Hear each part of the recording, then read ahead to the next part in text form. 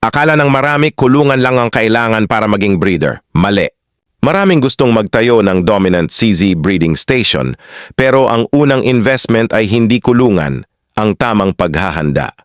Ayon sa dominant CZ, ang tagumpay sa breeding ay nagsisimula sa tamang genetics, tamang kaalaman at tamang mindset.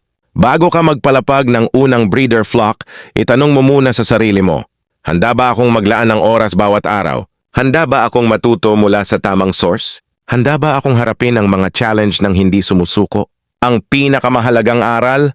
Start with the right genetics. Kahit gaano kaganda ang kulungan, kung mali ang pinanggalingang dugo ng manok, limitado ang magiging resulta.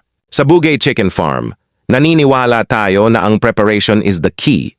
Ang bawat araw ng pag-aaral ngayon ay magiging pundasyon ng mas matibay na breeder flock bukas. Ikaw, kung bibigyan ka ng pagkakataon magtayo ng breeding station, handa ka na ba?